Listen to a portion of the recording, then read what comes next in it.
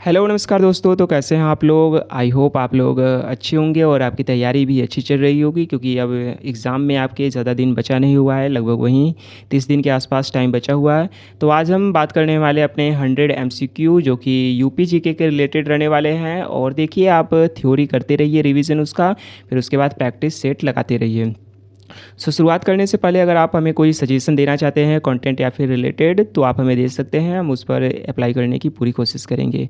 जो आपका स्कोर रहेगा वो कमेंट ज़रूर कीजिएगा। और नेक्स्ट क्वेश्चंस के साथ शुरू करते हैं आप अपने पहले क्वेश्चन के साथ। हमारा पहला क्वेश्चन रहने वाला है, वर्ष 1988 में भारतीय राष्ट्रीय कांग्रेस आईएनसी का चौथा अधिवेशन उत्तर प्रदेश में किस शहर में हुआ था?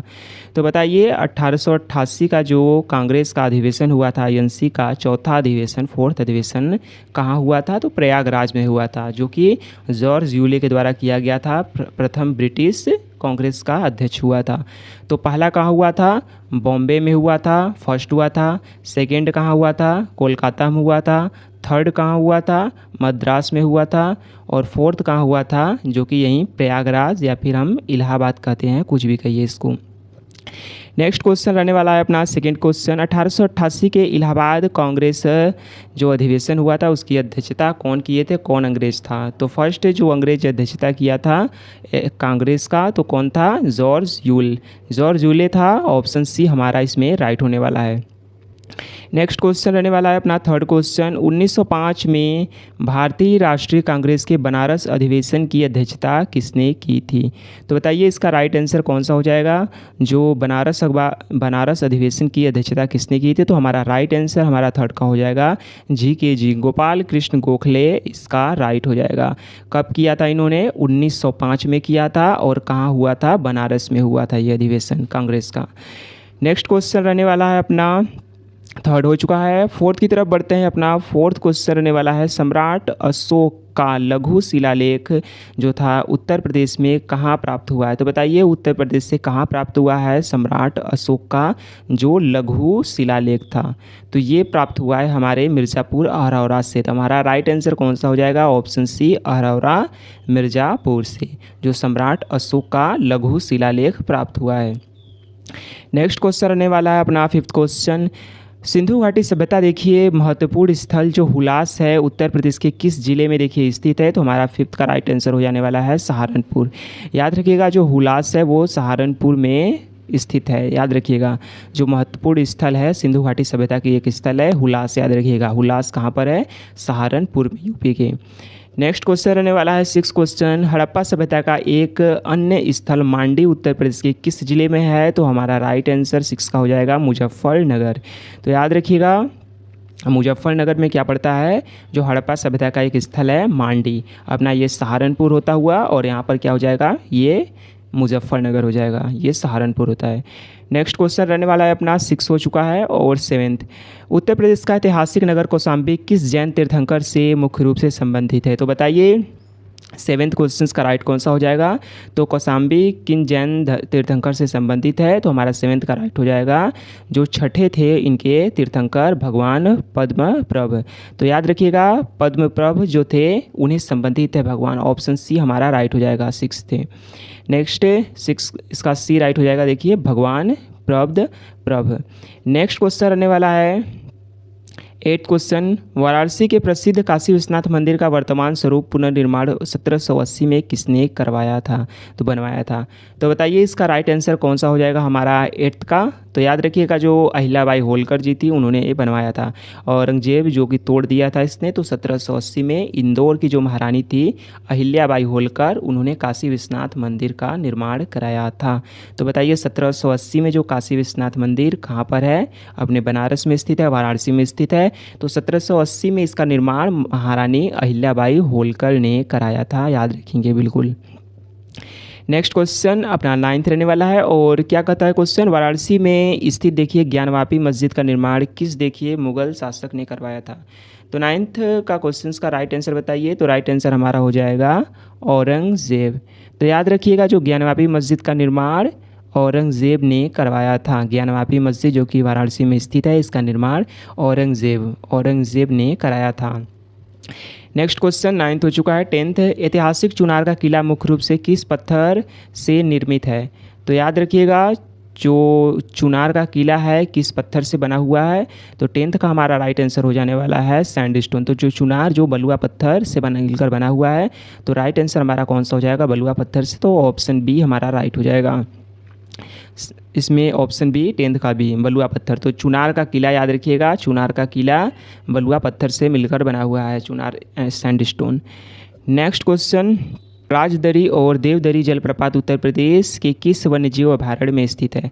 तो 11th क्वेश्चन का हमारा राइट हो जाएगा जो चंद्रप्रभा में है, चंद्रप्रभा। ऑप्शन हमारा सी इसका राइट होने वाला है, ऑप्शन सी चंद्रप्रभा वन्यजीव अभयारण्य। याद रखिएगा कहाँ पर है ये, चंदौली में स्थित है ये, और भारत की सबसे पहला अभयारण्य था, कब बना था, 1957। याद रखिएगा 1957 बना था, कहाँ पर है, चंदौली में है, चंद्रप्रभा वन्यजीव अभयारण्य।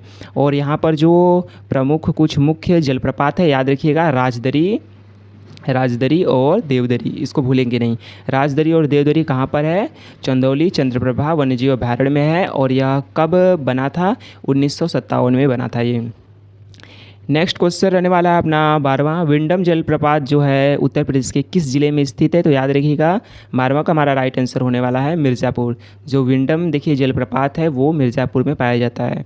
नेक्स्ट क्वेश्चन रहने वाला है अपना 13, जो टांडा जलप्रपात है उत्तर प्रदेश में कहाँ स्थित है। तो 13 का हमारा राइट आंसर हो जाने वाला है ये भी मिर्ज़ापुर। जो टांडा हो गया, विंडम हो गया, ये फॉल हो गए हैं जलप्रपात, ये कहाँ पर स्थित है, ये अपने मिर्ज़ापुर में स्थित है, याद रखिएगा टांडा जलप्रपात। नेक्स्ट क्वेश्चन रहने वाला है अपना 14, आगरा स्थित कीठम झील को किस वर्ष रामसर साइट घोषित किया गया था। तो बताइए कीठम झील कहाँ पर है, जिसे सूर सरोवर कहा जाता है। तो याद रखिएगा कीठम झील आगरा में स्थित है, और इसको रामसर साइट, देखिए रामसर साइट कब घोषित किया गया था। तो हमारा राइट आंसर हो जाएगा 2020। तो याद रखिएगा 2020 में इसे रामसर साइट का दर्जा मिला था। नेक्स्ट क्वेश्चन अपना 14 हो चुका है, और 50 देखने वाले हैं अपना। उत्तर प्रदेश के देखिए बखीरा पक्षी विहार को किस वर्ष रामसर साइट की सूची में शामिल किया गया था। तो हमने अभी देखा था जो कीठम झील था उसको कब रामसर साइट मिला था, 2020 में। अब पूछा गया है बखीरा पक्षी विहार को रामसर साइट में कब शामिल किया गया है। तो इसका राइट आंसर हमारा हो जाएगा 15 का, कौन सा हो जाएगा, 2022। ऑप्शन डी हमारा 15 का राइट हो जाएगा। बखीरा जो पक्षी विहार है 2022 में इसको रामसर देखिए साइट की सूची में शामिल किया गया था। और ये होता कहाँ पर है, तो बखीरा पक्षी विहार याद रखिएगा SKN, संत कबीर नगर में स्थित है, संत कबीर नगर में स्थित है बखीरा पक्षी विहार। नेक्स्ट क्वेश्चन रहने वाला है अपना 15 हो चुका है, और 16 रहने वाला है। उत्तर प्रदेश में बहने वाली रोहिन नदी किस प्रमुख नदी की सहायक नदी है। तो 16 का हमारा राइट आंसर कौन सा हो जाएगा, राप्ती। तो राप्ती की सहायक नदी कौन सी है, रोहिन नदी। ऑप्शन सी हमारा इसका राइट हो जाएगा। जो रोहिन नदी है किसकी प्रमुख नदी की सहायक नदी है। तो बताइए जो रोहिन नदी किस प्रमुख नदी की सहायक नदी है, राप्ती की है। और राप्ती कहाँ से बहती है, गोरखपुर, याद रखिएगा गोरखपुर का शोक भी कहा जाता है। नेक्स्ट क्वेश्चन रहने वाला है अपना 17, हिंडन नदी का उद्गम स्थल कहाँ पर है। तो 17 का हमारा राइट आंसर हो जाने वाला है सहारनपुर। कौन सा हमारा राइट आंसर हो जाएगा, जो शिवालिक की पहाड़ियाँ हैं सहारनपुर, वहाँ से ये निकलती है। तो हमारा राइट आंसर ऑप्शन ए हो जाने वाला है। तो ए राइट हो जाएगा, शिवालिक की पहाड़ियाँ सहारनपुर से निकलती है हिंडन नदी। नेक्स्ट क्वेश्चन 18 रहने वाला है, कुकरेल नदी जिसके किनारे कुकरेल वन स्थित है किस नदी की सहायक नदी है। तो बताइए किसकी ट्रिब्यूटरी है एक, कुकरेल नदी। तो कुकरेल नदी को बताना था किसकी सहायक नदी है, सहायक है। तो कुकरेल नदी हमारा 18 का राइट हो जाने वाला है, गोमती नदी। तो याद रखिएगा जो ये कुकरेल नदी 18वां का कुकरेल नदी ये किसकी सहायक नदी है, गोमती की सहायता नदी है। और ये कहाँ पर होती है, तो याद रखिएगा लखनऊ, हमारे लखनऊ में ये होती है। जो गोमती नदी वहीं से बहती है। तो किसकी सहायक नदी है, लखनऊ की एक छोटी नदी है जो कि सहायक नदी है, कुकरेल नदी, याद रखेंगे। नेक्स्ट क्वेश्चन 90 रहने वाला है, चंबल नदी उत्तर प्रदेश में सर्वाधिक गहरे बीहड़ का निर्माण किस जिले के पास करती है। तो बताइए बड़े बड़े बीहड़, आप जानते हैं बीहड़ क्या होता है, जो मिट्टियाँ होती है या फिर पहाड़ होता है उसका अपर्दन होता है जिससे बीच में ढेर सारा गड्ढा हो जाता है, नदियों के द्वारा ये किया जाता है। तो बताइए सर्वाधिक जो गहरे बीहड़ का निर्माण चंबल नदी के द्वारा कहाँ पर किया जाता है। तो हमारा 19 का राइट आंसर हो जाने वाला है इटावा। तो इटावा में देखिए ज़िले में होता है, यहाँ पर बड़े बड़े बीहड़ों का निर्माण करती है चंबल नदी, क्योंकि जो रहता है कि वो मिट्टी या फिर हो गए पहाड़ का अपर्दन करती है, जिससे बड़े बड़े गड्ढे हो जाते हैं जिसमें से नदी प्रवाहित होती है। नेक्स्ट क्वेश्चन रहने वाला है अपना 20 क्वेश्चन। उत्तर प्रदेश में प्रवेश करने वाली शारदा नदी को नेपाल में किस नाम से जाना जाता है? तो 20 का हमारा राइट आंसर हो जाने वाला है काली नदी, या फिर कह सकते हैं महाकाली भी। तो काली नदी शारदा नदी को कहते हैं नेपाल में। तो हमारा राइट आंसर कौन सा हो जाएगा? ऑप्शन सी काली नदी या फिर महाकाली नदी राइट आंसर हो जाएगा हमारा। नेक्स्ट क्वेश्चन रहने वाला है अपना 20 हो चुका है कंप्लीट, और 21 देखने वाले हैं। उत्तर प्रदेश का प्रसिद्ध देखिए लोकगीत चैती मुख्य रूप से किस हिंदू महीने में गाया जाता है? तो याद रखेंगे यूपी का एक लोकगीत है प्रसिद्ध, कौन सा? चैती। यह किस महीने में देखिए गाया जाता है हिंदू वाले? तो राइट आंसर हमारा हो जाएगा 21 का चैत्र। तो याद रखिएगा चैत्र के महीने में गाया जाता है ये लोकगीत चैत्री। इसके नाम से ही आपके बिल्कुल लग रहा है, याद करने की कोई ज़रूरत भी हमें नहीं है। चैत्री मतलब चैत्र के महीने में गाया जाता है। नेक्स्ट क्वेश्चन रहने वाला है अपना 22। बिरहा नामक लोकगीत उत्तर प्रदेश के किस क्षेत्र में सर्वाधिक लोकप्रिय है? तो हमारा 22 का राइट आंसर हो जाएगा पूर्वांचल देखिए वाले इलाके में गाया जाता है बिरहा। तो ऑप्शन हमारा डी राइट हो जाएगा, डी पूर्वांचल। याद रखेंगे जो बिरहा देखिए लोकगीत है उसको गाया जाता है पूर्वांचल वाले क्षेत्र में। नेक्स्ट क्वेश्चन रहने वाला है अपना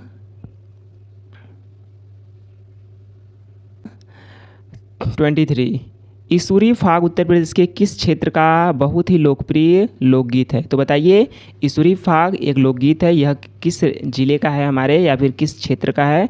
तो बताना है। 23 का हमारा राइट आंसर हो जाएगा बुंदेलखंड वाले इलाके में ये गाया जाता है।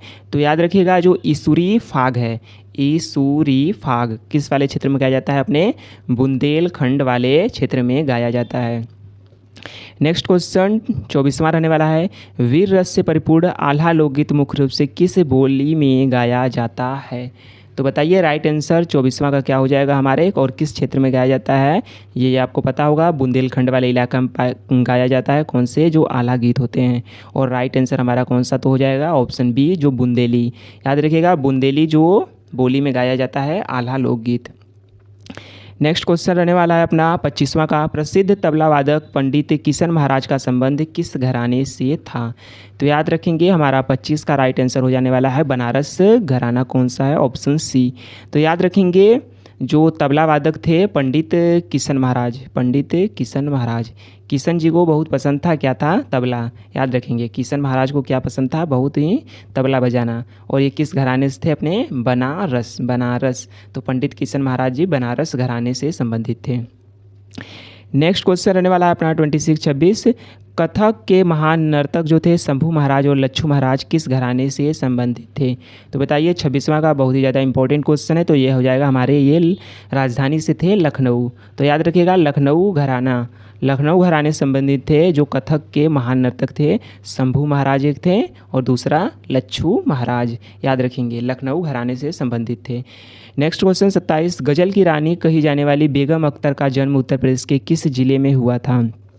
तो 27 क्वेश्चंस का हमारा राइट हो जाने वाला है जो अयोध्या इस समय है, फैज़ाबाद पुराने वाला था नाम। तो याद रखेंगे जो बेगम अख्तर उनका जन्म उत्तर प्रदेश के फैज़ाबाद में हुआ था। ऑप्शन बी हमारा राइट हो जाने वाला है, ऑप्शन बी।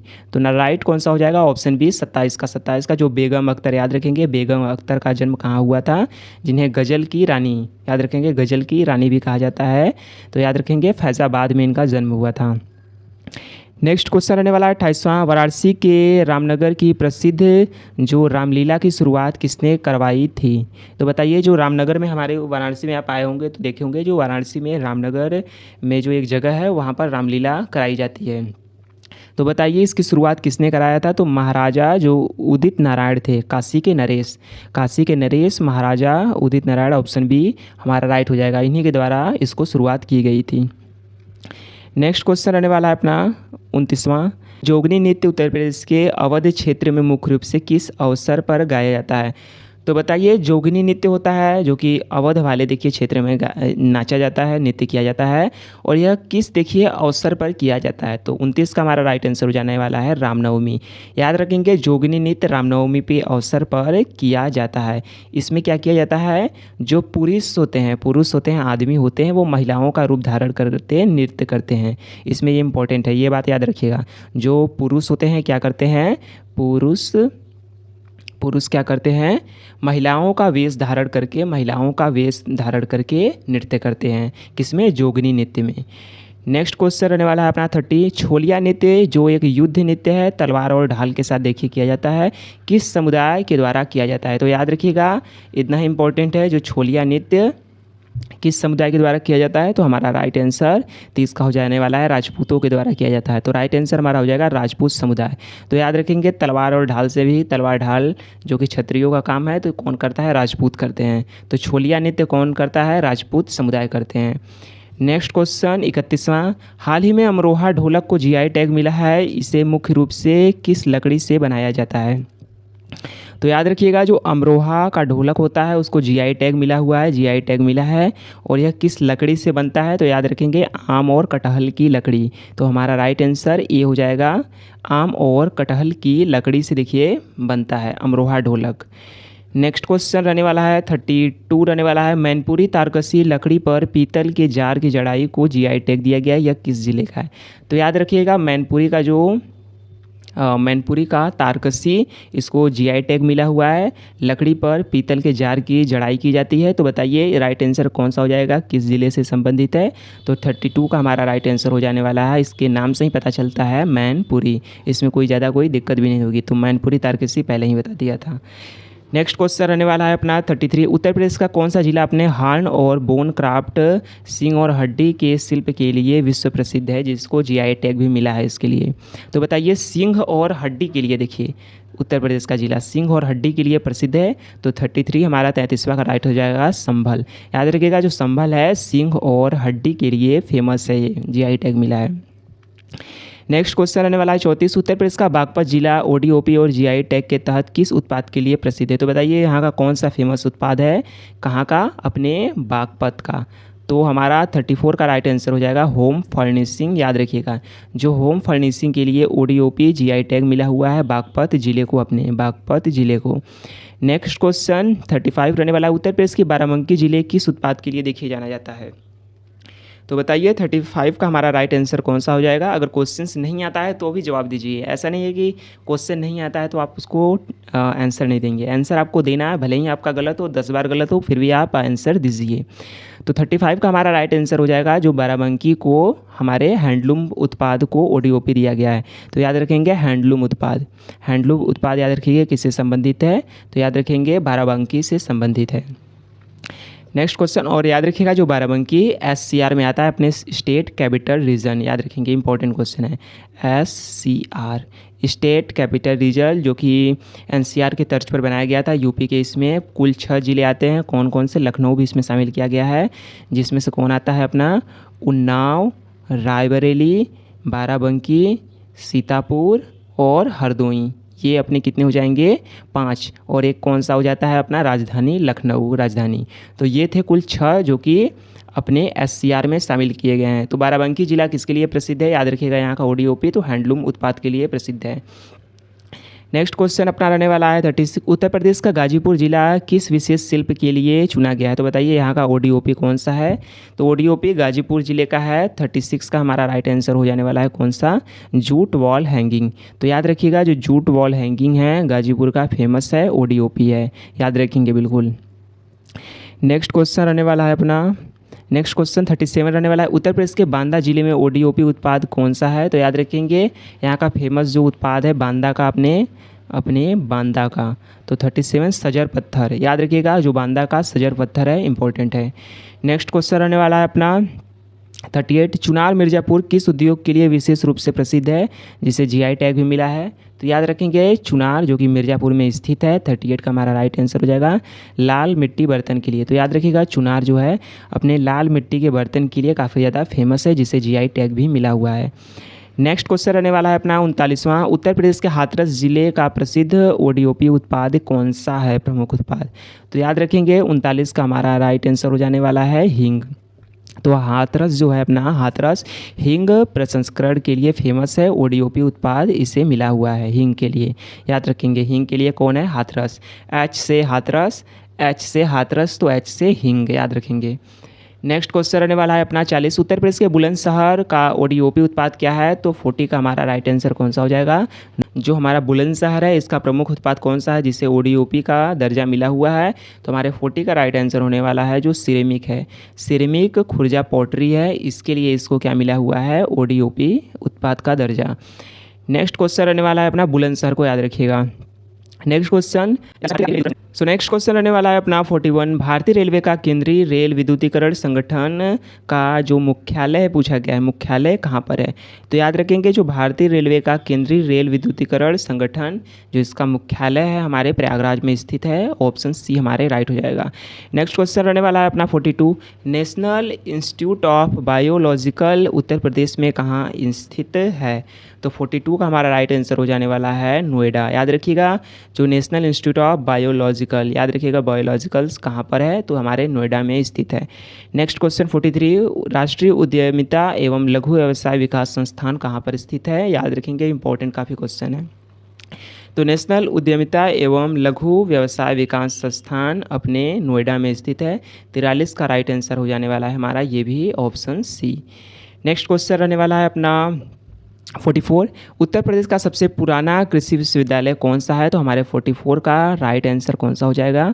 तो याद रखिएगा जो चंद्रशेखर आज़ाद कृषि प्रौद्योगिकी विश्वविद्यालय जो कि कानपुर में स्थित है, यही हमारा सबसे पुराना कृषि विश्वविद्यालय है उत्तर प्रदेश का।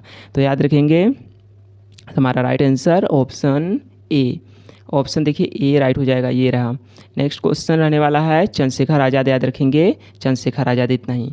कृषि के लिए जो सबसे पुराना यूपी का कौन सा विश्वविद्यालय है? चंद्रशेखर आज़ाद कहाँ पर है? अपने कानपुर में स्थित है। 44 हो चुका है। नेक्स्ट क्वेश्चन रहने वाला है अपना 45। देखिए 45 कहता है आचार्य जो नरेंद्र देव कृषि एवं प्रौद्योगिकी विश्वविद्यालय कहाँ पर स्थित है?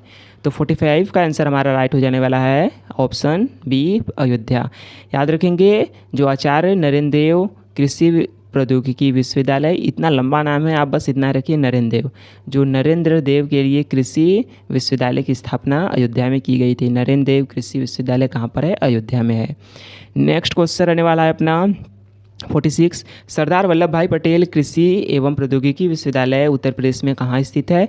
तो याद रखेंगे हमारे 46 का राइट आंसर हो जाएगा मेरठ। तो याद रखेंगे सरदार वल्लभ भाई पटेल कृषि एवं प्रौद्योगिकी विश्वविद्यालय मेरठ में स्थित है। नेक्स्ट क्वेश्चन रहने वाला है अपना 47वां, बांदा कृषि एवं प्रौद्योगिकी विश्वविद्यालय की स्थापना कहाँ पर की गई थी? तो याद रखेंगे जो बांदा है बुंदेलखंड वाले इलाके में एक कृषि विश्वविद्यालय है जिसकी स्थापना 2010 में की गई थी। तो हमारा राइट आंसर हो जाएगा ऑप्शन सी, 2010 में की गई थी। और अपना अगला देखने वाला है 48, उत्तर प्रदेश प्राविधिक विश्वविद्यालय का नाम बदलकर क्या रख दिया गया है? तो याद रखेंगे जो प्राविधिक विश्वविद्यालय है उसका नाम बदला गया है। तो 48 का राइट हो जाएगा एपीजे अब्दुल कलाम जो अक्टू बना दिया गया था। जो यूपी2 था, यूपीटीयू था उससे पहले तक, लेकिन अब क्या कर दिया गया है? अक्टू कर दिया गया है डॉक्टर एपीजे अब्दुल कलाम प्राविधिक विश्वविद्यालय। तो हमारा राइट आंसर कौन सा हो जाएगा? Option B. याद रखेंगे प्राविधिक विश्वविद्यालय था यूपी का, तो इसको क्या बना दिया गया है? एपीजे अब्दुल कलाम प्राविधिक विश्वविद्यालय। नेक्स्ट क्वेश्चन रहने वाला है लखनऊ स्थित प्रतिष्ठित king George medical university KGMU की स्थापना कब हुई थी? तो याद रखेंगे हमारा राइट आंसर हो जाने वाला है 1911 में देखिए इसकी स्थापना की गई थी केजीएमयू की, किंग जॉर्ज मेडिकल यूनिवर्सिटी की। नेक्स्ट क्वेश्चन रहने वाला है हमारा 50, देखेंगे अगला 50 रहने वाला है संजय गांधी स्नातकोत्तर आयुर्विज्ञान संस्थान लखनऊ में स्थापना किस वर्ष की गई थी? याद रखेंगे इसकी स्थापना 1983 में हुई थी। नेक्स्ट क्वेश्चन 51 रहने वाला है 2011 की जनगणना के अनुसार उत्तर प्रदेश में सर्वाधिक नगरीय जनसंख्या का प्रतिशत किस जिले में है? तो याद रखेंगे सबसे ज़्यादा नगरीय जनसंख्या का प्रतिशत हमारे गाज़ियाबाद में स्थित है। ऑप्शन सी हमारा राइट हो जाएगा। तो ऑप्शन सी हमारा राइट हो जाएगा। जो सबसे ज़्यादा नगरीय जनसंख्या का परसेंटेज कहाँ पर है? गाज़ियाबाद में स्थित है। याद रखेंगे नगरीय पॉपुलेशन की बात की गई है, परसेंटेज सबसे ज़्यादा 2011 जनगणना के अनुसार कहाँ थी? तो गाज़ियाबाद में थी। नेक्स्ट क्वेश्चन रहने वाला है अपना 51 हो चुका है 52, 2011 की जनगणना के अनुसार सर्वाधिक ग्रामीण जनसंख्या का प्रतिशत किस जिले में था? तो हमने देख लिया शहरी वाला कौन सा था, गाज़ियाबाद। अब बात करते हैं ग्रामीण जनसंख्या का प्रतिशत किस जिले में था ज़्यादा सबसे। तो बताना है ग्रामीण जनसंख्या का प्रतिशत किस जिले में सबसे सर्वाधिक था। तो याद रखेंगे श्रावस्ती में था, याद रखेंगे श्रावस्ती में था। नेक्स्ट क्वेश्चन ये याद रखिएगा, यहाँ परसेंटेज की बात की गई है, पॉपुलेशन वाइज नहीं बात की गई है।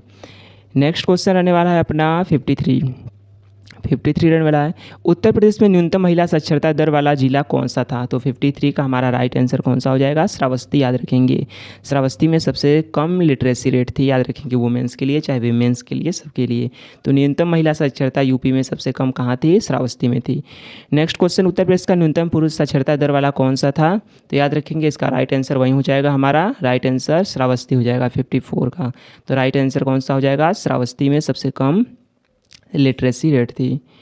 नेक्स्ट क्वेश्चन रहने वाला है अपना 55, उत्तर प्रदेश में किस जिले में एससी की जनसंख्या का प्रतिशत सबसे अधिक है? तो याद रखिएगा एससी कहाँ पर है, हमने ये ट्रिक आपको पहले भी बताया था, कौन सा था? राइट आंसर 55 का कौन सा हो जाएगा? 55 का राइट आंसर हमारा हो जाने वाला है कौशाम्बी। तो याद रखेंगे प्रतिशत के मामले में, प्रतिशत अगर बात की जाए तो एससी की पॉपुलेशन सबसे कहाँ पर अधिक थी? तो सबसे अधिक कौशाम्बी थी, कौशाम्बी थी। याद रखें कौशाम्बी का केला जो होता है क्या होता है? यहाँ पर प्रसिद्ध होता है, ये भूलेंगे नहीं, यहाँ का केला, कौशाम्बी का केला फेमस होता है, बिल्कुल आप भूलेंगे नहीं। और जो एससी पॉपुलेशन है परसेंटेज वाइज, याद रखेंगे परसेंटेज वाइज, जो एससी पॉपुलेशन है परसेंटेज वाइज कहाँ पर अधिक थी? कौशाम्बी में। नेक्स्ट क्वेश्चन रहने वाला है अपना 56, उत्तर प्रदेश के किस जिले में जो एससी की जनसंख्या का प्रतिशत सबसे कम है? सबसे ज़्यादा तो हमने देख लिया कहाँ पर था, अब सबसे कम की ज़रा बात कर लें। तो याद रखेंगे सबसे कम हमारे बागपत में थी, ऑप्शन हमारा सी इसका राइट हो जाएगा, जो एससी जनसंख्या का सबसे कम प्रतिशत अपने बागपत में था। नेक्स्ट क्वेश्चन रहने वाला है 57, क्षेत्रफल के आधार पर उत्तर प्रदेश का सबसे बड़ा मंडल कौन सा था? तो याद रखेंगे 57 का हमारा राइट आंसर हो जाएगा लखनऊ। तो 18 मंडलों में सबसे बड़ा मंडल था हमारा लखनऊ मंडल। नेक्स्ट क्वेश्चन रहने वाला है 58, उत्तर प्रदेश के कानपुर मंडल में कुल कितने ज़िले शामिल हैं? तो बताइए कानपुर मंडल में टोटल 6 हैं। तो हम जानते हैं कि जो 3 जो मुख्य मंडल हैं जिसमें सबसे ज़्यादा ज़िले होते हैं, कौन सा? KLM, कलम, याद रखेंगे कलम, कानपुर, लखनऊ, मेरठ, जिसमें 6 ज़िले आते हैं। 58 हमारा हो चुका है क्वेश्चन, और देखने वाले हैं अपना 59 क्वेश्चन, उत्तर प्रदेश के लखनऊ मंडल में कुल कितने ज़िले शामिल किए गए हैं? तो यहाँ भी कितने हैं? 6 ज़िले हैं। नेक्स्ट क्वेश्चन रहने वाला है अपना 60, उत्तर प्रदेश का कौन सा जिला सर्वाधिक अन्य जिलों की सीमाओं को स्पर्श करता है? 8 जिलों को। तो याद रखिएगा हमारा राइट आंसर 60 का कौन हो जाएगा? तो 60 का हमारा राइट आंसर हो जाएगा हरदोई। याद रखेंगे काफ़ी ज़्यादा इंपॉर्टेंट क्वेश्चन है, सबसे ज़्यादा ये जिलों को ये टच करता है, कौन सा यूपी का जिला? तो याद रखेंगे हमारा हरदोई, ऑप्शन बी। तो ऑप्शन बी राइट हो जाएगा, ये क्या करता है? 8 यूपी के 8 जिलों को टच करता है, ये यूपी का ही जिला है हरदोई, जो कि SCR का पार्ट है। नेक्स्ट क्वेश्चन रहने वाला है 61, स्वतंत्रता प्राप्ति के समय 1947 इलाहाबाद उच्च न्यायालय के मुख्य न्यायाधीश कौन थे, जो प्रथम भारतीय मुख्य न्यायाधीश भी थे? तो 61 का राइट हमारा आंसर कौन सा हो जाएगा? जो कमलाकांत वर्मा थे। तो शुरुआत में यही बने थे, याद रखेंगे। तो कौन सा हमारा राइट आंसर हो जाएगा? 1947 से बने थे स्वतंत्रता के बाद। तो हमारा राइट आंसर हो जाने वाला है कमलाकांत, कौन थे? हमारा ऑप्शन ए। तो कमलाकांत थे, याद रखेंगे कमलाकांत, जो हमारा देश आज़ाद हुआ था उस समय ये बने थे। नेक्स्ट क्वेश्चन रहने वाला है 61 हो चुका है हमारा, और 62, उत्तर प्रदेश की पहली महिला मुख्यमंत्री सुचिता कृपलानी का कार्यकाल क्या था? तो हमारी पहली महिला मुख्यमंत्री कौन थी उत्तर प्रदेश की? सुचिता कृपलानी जी थी। और ये इनका कार्यकाल कब था? तो याद रखेंगे 63 से 67 तक बनी थी, हमारा ऑप्शन बी राइट हो जाएगा, जो 63 से 67, 1963 से 67 तक बनी थी ये। नेक्स्ट क्वेश्चन रहने वाला है अपना 63, उत्तर प्रदेश में पहली बार राष्ट्रपति शासन कब लागू किया गया था? तो बताइए राइट आंसर हमारा कौन सा हो जाएगा? तो याद रखेंगे 1968 से देखिए शुरू हुआ था 69 तक, तो हमारा राइट आंसर बी हो जाएगा, 25 फरवरी 1968 से 26 फरवरी 1969। तो 68 69 याद रखेंगे, 68 से शुरू हो गया था राष्ट्रपति शासन। नेक्स्ट क्वेश्चन रहने वाला है 64 क्वेश्चन। जब 9 नवंबर 2000 को उत्तर प्रदेश से अलग होकर उत्तराखंड बना था तो उत्तर प्रदेश के मुख्यमंत्री कौन थे? तो बताइए, उत्तराखंड जब बना था यूपी से अलग होकर तो उस समय हमारे मुख्यमंत्री कौन थे? तो हमारे मुख्यमंत्री उस समय राजनाथ सिंह थे, याद रखेंगे, यूपी के। तो 64 का हमारा राइट आंसर हो जाने वाला है ऑप्शन सी, राजनाथ सिंह। तो जब अलग हुआ था उत्तराखंड तो उस समय जो मुख्यमंत्री यहाँ के थे राजनाथ सिंह थे। नेक्स्ट क्वेश्चन रहने वाला है अपना 65 रहने वाला है। तो याद रखेंगे 65 क्वेश्चन। उत्तराखंड निर्माण के लिए उत्तर प्रदेश के कितने पहाड़ी जिलों को अलग किया गया था? तो याद रखेंगे कितने यूपी के जिलों को काट कर उत्तराखंड बना था। तो याद रखेंगे 13 जिले, यूपी के 13 जिलों को काट कर उत्तराखंड बना था। नेक्स्ट क्वेश्चन रहने वाला है 66। उत्तर प्रदेश के राजकीय चिन्ह को आधिकारिक रूप से किस वर्ष स्वीकृत किया गया था? तो याद रखेंगे 66 का राइट हो जाने वाला है 1938। तो याद रखेंगे जो हमारा राजकीय चिन्ह क्या है, एक रिंग है जिसके अंदर क्या रहता है, एक तीर धनुष बीच में है और दोनों तरफ क्या है हमारे, एक दो मछलियाँ रहती हैं और 3 तरंग होते हैं। इसको कब स्वीकृत किया गया था जो राजकीय चिन्ह को? याद रखेंगे 1938 में। नेक्स्ट क्वेश्चन रहने वाला है उत्तर प्रदेश का राजकीय चिन्ह में 2 मछलियां किसका प्रतीक हैं? तो बताइए राइट आंसर हमारा कौन सा हो जाने वाला है? तो हमारा राइट आंसर 67 का हो जाने वाला है। तो अवध में जो मुस्लिम शासन हुआ करते थे ना, उन्हीं का ये प्रतीक है 2 मछलियाँ। याद रखेंगे जो अवध में मुस्लिम शासक था ना, उसी का ये प्रतीक है। तो हमारा राइट आंसर हो जाने वाला है ऑप्शन बी, हमारा इसका राइट हो जाएगा। जो अवध में मुस्लिम शासक हुआ करता था उसी का ये प्रतीक है 2 मछलियाँ। नेक्स्ट क्वेश्चन रहने वाला है अपना 68। उत्तर प्रदेश के राजकीय चिन्ह में धनुष बाण किसका प्रतीक है? तो राइट आंसर हो जाने वाला है हमारा 68 का कौन सा है, जो राम जी का प्रतीक है। राम जी तीर धनुष लेते हैं ना, तो उन्हीं का प्रतीक है, जो राम जी के तीर धनुष का प्रतीक है। तो याद रखिएगा हमारा हिंदू शासक भगवान श्री राम का प्रतीक। हाँ, तो ऑप्शन सी राइट हो जाएगा, सी राइट हो जाएगा, इसका भगवान राम का प्रतीक है।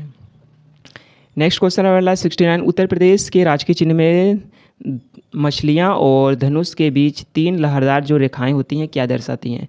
तो बताइए 69 का आंसर हमारा राइट आंसर जाएगा। गंगा यमुना सरस्वती जिसका संगम होता है उन्हीं को ये दर्शाती हैं, जो 3 लहरदार तरंग होती हैं, 3 लहरदार रेखाएं। आप जो हमारा राजकीय चिन्ह देखे होंगे तो उसमें 3 तरंग होते हैं ऐसे। तो यही रहता है, ये किसको दर्शाता है? गंगा यमुना सरस्वती के संगम को दर्शाता है। तो हमारा राइट आंसर सी हो जाएगा। नेक्स्ट क्वेश्चन रहने वाला है हमारा 70। उत्तर प्रदेश सरकार की नंद बाबा दुग्ध मिशन योजना का प्रारंभिक बजट कितना था? तो बताइए नंद बाबा, 70 क्वेश्चन रहने वाला है। जो नंद बाबा 1000 करोड़, याद रखेंगे जो 1000 करोड़ इसका बजट था, जो नंद बाबा दुग्ध मिशन यूपी का था।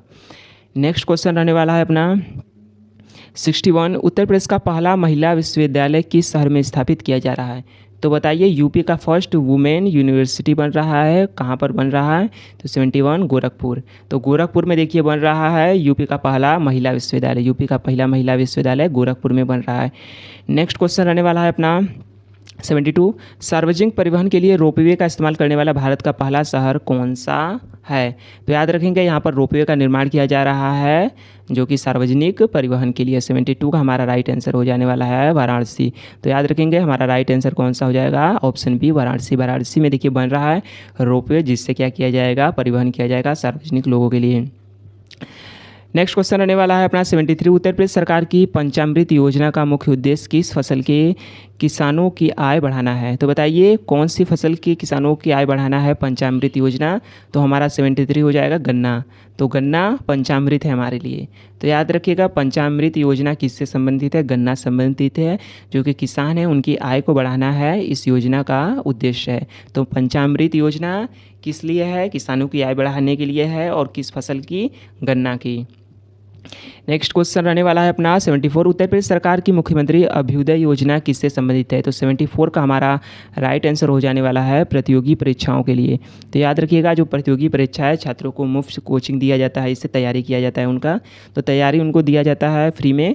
तो याद रखेंगे मुख्यमंत्री अभ्युदय योजना, जिसके तहत क्या किया जाता है? जो कॉम्पिटिटिव एग्जाम में पार्टिसिपेट करने वाले स्टूडेंट्स होते हैं उनको free of cost coaching provide किया जाता है, याद रखेंगे। नेक्स्ट क्वेश्चन रहने वाला अपना 75। उत्तर प्रदेश के पहले डेटा सेंटर का उद्घाटन कहाँ किया गया है? तो याद रखेंगे 75 का हमारा राइट आंसर हो जाएगा ग्रेटर नोएडा। याद रखेंगे ग्रेटर नोएडा में यूपी का पहला डेटा सेंटर का उद्घाटन किया गया है।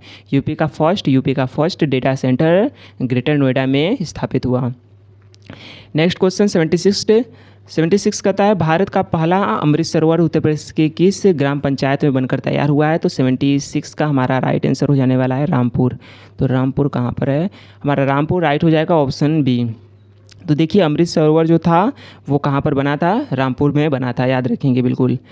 नेक्स्ट क्वेश्चन रहने वाला है अपना 77, उत्तर प्रदेश का पहला एक्वा पार्क कहाँ पर स्थापित किया जाएगा।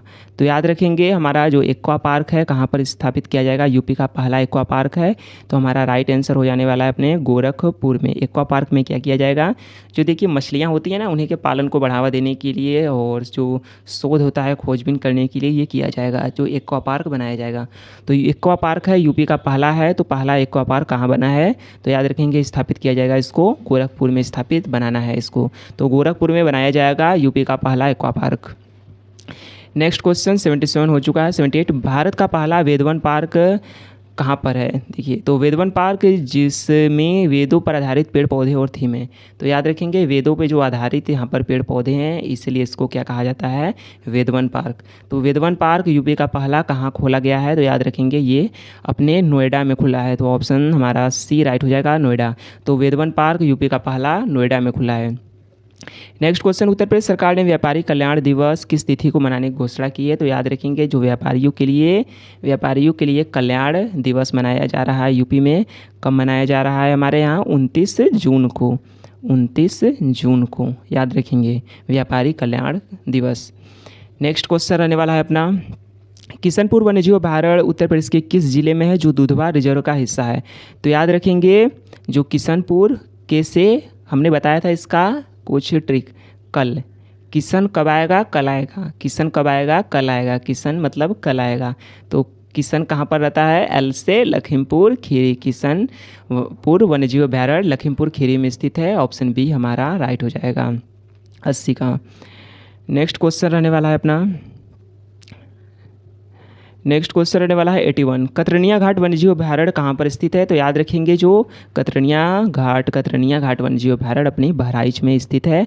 ऑप्शन बी राइट हो जाएगा। जो कतरनिया घाट वन्यजीव अभयारण्य कहाँ पर है, बहराइच में स्थित है। 81 का राइट हो जाएगा हमारा। 82 राइट हमारा क्वेश्चन कौन सा हो जाएगा, सुहेलवा वन्यजीव अभयारण्य किन जिलों में फैला हुआ है। तो याद रखिएगा हमारा राइट आंसर हो जाने वाला है बलरामपुर और श्रावस्ती में देखिए फैला हुआ है, जो कि भाबर और तराई वाला क्षेत्र है वो ना वहीं पर ये है। तो याद रखेंगे इसका हमारा राइट आंसर कौन सा हो जाएगा, जो बलरामपुर वाला इलाका और श्रावस्ती वाला इलाका, हमारा ऑप्शन ही राइट हो जाएगा। तो सुहेलवा कहाँ पर है वन्यजीव अभयारण्य, ये बलरामपुर और श्रावस्ती में है। नेक्स्ट क्वेश्चन रहने वाला है अपना अगला, उत्तर प्रदेश का चौथा टाइगर रिजर्व कौन बना है। तो 83 का हमारा राइट आंसर हो जाने वाला है रानीपुर। यूपी का चौथा tiger reserve Ranipur tiger reserve जो कि चित्रकूट में स्थित है, आप इसको याद रखेंगे। और ये कब बना था याद रखेंगे, अगर याद करना है तो 2022। तो उत्तर प्रदेश का चौथा टाइगर रिजर्व कौन बना था, रानीपुर टाइगर रिजर्व चित्रकूट में देखिए है, और यह कब बना था, 2022 में बना था। नेक्स्ट क्वेश्चन रहने वाला है 84, अमनगढ़ टाइगर रिजर्व, उसको सही कर लेंगे, अमान नहीं है अमनगढ़। तो अमनगढ़ टाइगर रिजर्व कॉर्बेट का बफर जोन है, किस जिले में है। तो बताइए अमनगढ़ टाइगर रिजर्व कहाँ पर है। तो हमारा 84 का राइट आंसर हो जाने वाला है बिजनौर। तो याद रखेंगे अमनगढ़ टाइगर रिजर्व कहाँ पर है, बिजनौर में स्थित है, बिजनौर में। बिजनौर और फेमस है किस लिए, यहाँ पर फेमस है गंगा नदी। गंगा नदी जब एंटर करती है यूपी में सबसे पहली बार कहाँ से आती है, बिजनौर से। नेक्स्ट क्वेश्चन रहने वाला है अपना 85, पीलीभीत टाइगर रिजर्व को आधिकारिक तौर पर किस वर्ष टाइगर रिजर्व का दर्जा मिला था। तो बताइए पीलीभीत टाइगर रिजर्व को ऑफिशियल रूप से इसको टाइगर रिजर्व का दर्जा मिला था। 85 का हमारा राइट आंसर हो जाने वाला है 85 का 2014। तो याद रखेंगे इसको हमारा जो कह सकते हैं कि ऑफिशियल तौर पर 2014 में इसको दर्जा मिला था, इसको भूलेंगे नहीं। ये बना नहीं था, ये कब पूछा गया है, ये पूछा गया है जिसको ऑफिशियल तौर पर इसको दर्जा मिला था, तो कब मिला था, 2014 में मिला था। नेक्स्ट क्वेश्चन रहने वाला है अपना अगला 86, वर्तमान में उत्तर प्रदेश में कुल कितने रामसर साइट हैं। तो याद रखेंगे यूपी में अभी के हिसाब से बात करें तो टोटल 11 हो चुके हैं। तो यूपी में कुल कितने इस समय रामसर साइट है, तो यूपी में कुल इस समय 11 रामसर साइट है। अपना 11वां कौन सा बना था, तो अभी 11वां हम बात करते हैं तो पटना एटा वाला बना था। पटना जो था एटा वाला उसको बनाया गया था 11वां रामसर साइट। नेक्स्ट क्वेश्चन रहने वाला है 86। उत्तर प्रदेश का 9वां रामसर साइट हैदरपुर आर्द्रभूमि कहाँ पर स्थित है? तो बताइए। नाइन्थ कोई ज़रूरी नहीं है। ये देखिए नाइन्थ जो लिखा गया है आप इसको बिल्कुल भी याद नहीं करेंगे नाइन्थ है कि कौन है, ये इंपॉर्टेंट नहीं है। इंपॉर्टेंट हमारा क्या है, हैदरपुर जो आर्द्रभूमि है कहाँ पर है, तो याद रखेंगे ये रामसर साइट अपने बिजनौर में स्थित है। तो बिजनौर मुजफ्फरनगर सीमा पर स्थित है, याद रखेंगे। ऑप्शन बी हमारा राइट हो जाएगा। नेक्स्ट क्वेश्चन रहने वाला है अपना 88। 2023-24 के नवीनतम आंकड़ों के अनुसार दुग्ध उत्पादन में उत्तर प्रदेश का भारत में कौन सा स्थान है? तो हमारा राइट आंसर कौन सा हो जाएगा 88 का? तो बताइए। तो फर्स्ट याद रखेंगे यूपी का भारत में पहला स्थान है दूध उत्पादन में। दूध में उत्पादन में हम क्या हैं, सबसे पहले हैं। नेक्स्ट क्वेश्चन रहने वाला है अपना 89। बाजरा उत्पादन के लिए उत्तर प्रदेश का भारत में कौन सा स्थान है? तो राइट आंसर बताइए 89 का सेकेंड। याद रखेंगे राजस्थान बाजरा के उत्पादन में पहला है और हमारा उत्तर प्रदेश दूसरा है। उत्तर प्रदेश बाजरा के जो मिलेट्स होते हैं पर्ल मिलेट्स, तो पर्ल मिलेट्स के उत्पादन में बाजरा के उत्पादन में दूसरा स्थान रखता है। नेक्स्ट क्वेश्चन 90 रहने वाला है। उत्तर प्रदेश का कौन सा शहर छोटी दिल्ली और उद्योग नगरी के रूप में जानी जाती है? तो हमारा 90 का आंसर होने वाला है गाज़ियाबाद। तो याद रखेंगे जो गाज़ियाबाद है उसको यूपी का छोटा दिल्ली भी कहते हैं और उद्योग नगरी के रूप में जानी जाती है। सॉरी थोड़ा। नेक्स्ट क्वेश्चन रहने वाला है अपना 90 हो चुका है। 91। उत्तर प्रदेश के किस शहर को रामलीला की नगरी कहा जाता है? तो 91 का हमारा राइट आंसर हो जाने वाला है Ayodhya. Option C. Option C हो जाएगा। तो याद रखेंगे जो रामलला की नगरी, याद रखेंगे रामलला की नगरी किससे कहा जाता है? आप बिल्कुल जानते हैं राम कौन थे, राम किस जगह से संबंधित थे। तो राइट आंसर हो जाएगा अयोध्या। नेक्स्ट क्वेश्चन रहने वाला है 92। बागपत शहर किस नदी के तट पर बसा हुआ है? तो याद रखेंगे जो बागपत हमारा सिटी है वो हमारे कहाँ पर बसा हुआ है, किस नदी के तट पर बसा हुआ है? 92 का हमारा राइट आंसर होने वाला है ऑप्शन बी। याद रखेंगे जो बागपत शहर यमुना नदी के तट पर बसा हुआ है, यमुना नदी के तट पर बसा हुआ है। नेक्स्ट क्वेश्चन रहने वाला है 92 हो चुका है। 93। चित्रकूट ऐतिहासिक और धार्मिक नगर किस नदी के तट पर स्थित है? तो याद रखेंगे चित्रकूट जो हमारा है मंदाकिनी, जिसे पयस्विनी नदी भी कहते हैं, उसी के तट पर बसा हुआ है। तो मंदाकिनी जो ये मंदाकिनी नहीं है गंगा वाली जो मिलती है, ये मंदाकिनी चित्रकूट वाली है। तो याद रखेंगे चित्रकूट जो किस नदी के तट पर बसा हुआ है, मंदाकिनी। नेक्स्ट क्वेश्चन रहने वाला है अपना 94। सोनभद्र शहर मुख्य रूप से किस नदी के किनारे बसा हुआ है? तो 94 हमारा क्वेश्चन का राइट आंसर हो जाएगा। 94 बताइए। इजी क्वेश्चन था। सोन नाम से ही पता चलता है सोनभद्र किस नदी के किनारे बसा हुआ है, सोन नदी मुख्य रूप से। नेक्स्ट क्वेश्चन रहने वाला है अपना 95। कुंभ मेले के बाद उत्तर प्रदेश का दूसरा सबसे बड़ा मेला कौन सा माना जाता है? तो बताइए। यूपी का वैसे भी सबसे बड़ा मेला कौन सा होता है? वैसे तो ये तो भारत का ही सबसे बड़ा मेला है कुंभ मेला। तो सेकेंड बात करते हैं तो यूपी का सबसे बड़ा मेला कौन सा है इस समय? तो 95 का नौचंदी मेला। याद रखिएगा जो नौचंदी मेला कहाँ पर मनाया जाता है, मेरठ में मनाया जाता है। कुंभ के बाद यह हमारे यूपी का दूसरा सबसे बड़ा मेला है। और इसके रिलेटेड आप एक और बात रखेंगे, ये क्या है, हिंदू और मुस्लिम की एकता, हिंदू और मुस्लिम की एकता का प्रतीक है कौन सा, नौचंदी मेला। नेक्स्ट क्वेश्चन रहने वाला है 96। दादरी मेला जो भारत के पशु मेलों में से एक है उत्तर प्रदेश में कहाँ आयोजित किया जाता है? तो याद रखेंगे अपना जो दादरी मेला है बलिया में मनाया जाता है। ऑप्शन सी हमारा राइट आंसर हो जाएगा। नेक्स्ट क्वेश्चन रहने वाला है 97। शाकंभरी देवी मेला उत्तर प्रदेश के किस जिले में आयोजित होता है? तो हमने इसका ट्रिक भी बताया था। एस से शाकंभरी होता है तो एस से सहारनपुर होता है। तो राइट आंसर हमारा कौन सा हो जाएगा, सहारनपुर। कौन सा राइट हो जाएगा, ऑप्शन ए सहारनपुर। शाकंभरी देवी का मेला जो कहाँ पर आयोजित किया जाता है उत्तर प्रदेश में, सहारनपुर में आयोजित किया जाता है। नेक्स्ट क्वेश्चन रहने वाला है अपना 98। प्रसिद्ध सैयद सालार मसूद गाजी की दरगाह पर प्रतिवर्ष कहाँ मेला लगता है? तो बताइए जो सैयद सालार मेला कहाँ पर हर साल लगता है? तो 98 का हमारा राइट आंसर हो जाएगा बहराइच। तो देखिए बहराइच में ये लगता है सैयद सालार मेला जो मसूद गाजी की दरगाह पर प्रतिवर्ष इसका आयोजन किया जाता है मेले का। नेक्स्ट क्वेश्चन रहने वाला है अपना 99। कंपिल मेला का संबंध मुख्य रूप से किस धर्म से है? तो यह कहाँ पर होता है, कंपिल फर्रुखाबाद में होता है मेला। और यह किस जो धर्म से संबंधित है, याद रखेंगे 99 का राइट आंसर हो जाने वाला है जैन धर्म। तो जो कंपिल मेला है मुख्य रूप से जैन धर्म से संबंधित है और कहाँ पर ये मनाया जाता है? तो याद रखेंगे ये फर्रुखाबाद में मनाया जाता है। नेक्स्ट क्वेश्चन रहने वाला है अपना 100 और आखिरी क्वेश्चन। ऐतिहासिक जो श्रृंगी रामपुर का मेला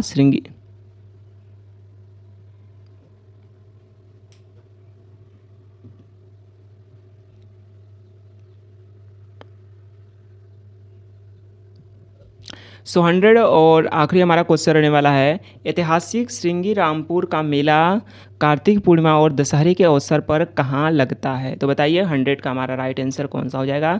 तो हमारे 100 का राइट आंसर हो जाने वाला है फर्रुखाबाद, ऑप्शन बी। तो याद रखिएगा श्रृंगी रामपुर का मेला जो कि कार्तिक पूर्णिमा और दशहरे के अवसर पर किया जाता है, ये कहाँ पर लगता है? फर्रुखाबाद में। तो श्रृंगी रामपुर का मेला फर्रुखाबाद में लगता है।